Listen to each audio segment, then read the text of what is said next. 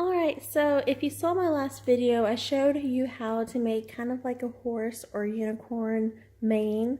So what we're going to do again is get some yarn, and I found out now by trying it that you can actually just cut out as long as you want, probably like a foot long of yarn, and then divide it into 4 pieces so that you have 4 single strands out of 1 piece of yarn, and then it'll be faster than doing the loops that look like this. This way it just takes forever if you do it like this, which is what I did on the last video. But actually it's a lot faster and a lot easier just to cut out about a foot long and then just separate it that way, and then you get this much, which is a lot more and a lot faster, and then you can just flat iron them and it'll be a lot easier to kind of like comb through.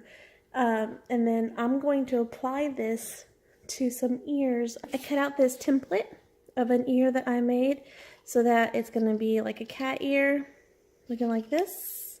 So I just made 2 templates just like this that I'm going to put onto fabric. And then after I flat iron this, and after I cut this template into fabric, I'm going to fold the fabric over so it's going to look like cat ears. Okay, so I cut out some templates out of just a box, a food box, and then cardboard. And then I Mod Podged a piece of fabric, the same fabric that I'm using on the dress, I put onto this piece of cardboard. And so what I'm going to do is get the headband, which I'm going to put the ears on the headband, and then I'm going to glue it shut. I'm going to flat iron it and brush it out, and then I'm going to glue pieces onto the ears to make them look fluffy. Okay, so now I'm working on the bottom part of the dress, and this is going to be the skirt. Actually, I think I'm going to make it a 2-piece, so the top is not connected to the bottom. So all I have to do is slide into this bottom piece, and it's going to have like an elastic top. This across is how long her waist is, and this down vertically is going to be the measurement from her waist to her knees. Alright, so this is it being cut open. I saved this part because this is going to go on the top pat. It's just a circle of fabric that I'm going to put as the rim on the, not the rim, but the bottom part of the top hat.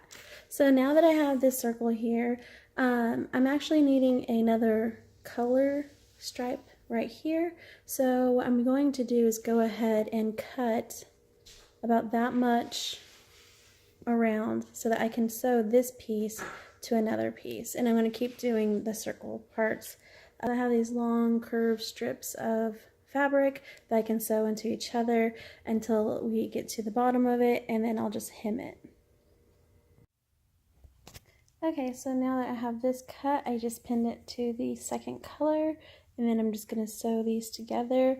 That way the other side is going to have a nice seam. You can see right here how I pin them, and then this is the way it's going to look. I'm going to go ahead and do that next, and then I will add another layer of color to the top. This is what the skirt ended up looking like. I just, when I got to the top, I just put some elastic on there and sewed it shut. And that is what it looks like. And then for the top, I did the same pattern. Just like that. And then sewed the top and the bottom. And on the back, I did like a corset type with little, you don't have to use these, but I have those little, I can't remember what they're called. So I just did like a corset back.